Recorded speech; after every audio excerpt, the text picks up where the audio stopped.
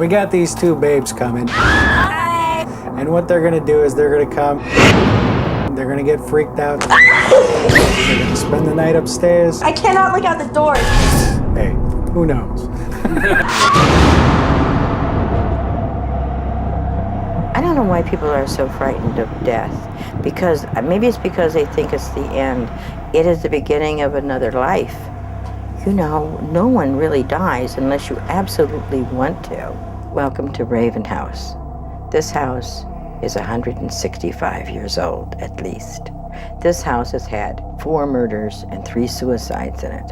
So it already had a bad reputation when we moved in. You know, it's the most haunted house I've ever been in.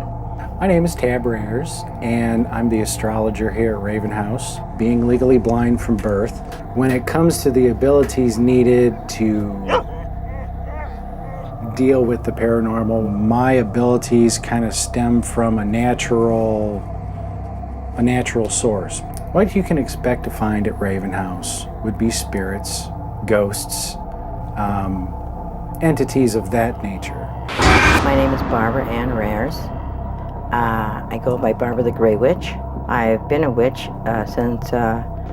I began to study, but I became a full-fledged witch by the time I was 21. I'm always looking for answers. And so when we moved into this house, it had more answers than I could deal with for a while. I probably have learned more about the paranormal being in this house than any study I could have possibly ever had. My name's Steve Duval, and I'm a local news anchor in South Bend, Indiana. Let's see the rooms up here first. You know, people think of the Raven House, and they think of the witch that lives here, and they think of, you know, the blind guy who lives here who can still see, and I think people get a little creeped out, but it's they're normal people. They just happen to live in a haunted house. I would say that over the now 4 years that we've been doing, we've had results that have indicated that there's definitely something out there, stuff that's been recorded that can't be explained. This room, they like to, you can't close the door when you're in this room. You can't close the door in any of the rooms you stay in, because if you do that, you close yourself off from the house. And then they have you. And they like to play games with you. The haunting started right up even before we'd gotten into the house. And the first night we spent here, I remember this little girl on a bench, and she was leaning forward like so, and she was really studying me. And I opened my eyes and I said, "Oh, a kid, go away. I'll talk to you tomorrow."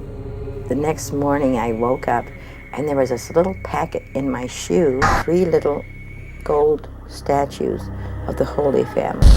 The little girl's name was Bethy, and she gave them to me. We heard ghost stories as a kid. You can believe them or not, and you know, I'm not here to pass judgment whether or not people believe, but when you have things happen to you, it's amazing how fast your beliefs will turn around. My room? Yeah, go ahead. When they took pictures, they found orbs all over around the bed. Maybe that's why I'm constantly having precognition. And that bed's been in my family for over 200 years. Should have had you all sign a release before you went upstairs, but you know what the heck. Okay.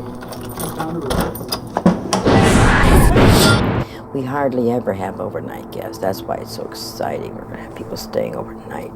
Another victim. I received a call that we were notified that there was going to be a couple of ladies staying here tonight on the 3rd floor, and they wanted us to kind of monitor the girls, who probably haven't been told anything, so, which is probably the best way to do it. I think the girls are going to experience something like they've never experienced before. Because this house and the people in it, if you're not watching, if you're not careful, they'll enter your body and you become them. It happens all the time. So if you start feeling a little woozy or tired, you're not yourself, go outside and have a smoke.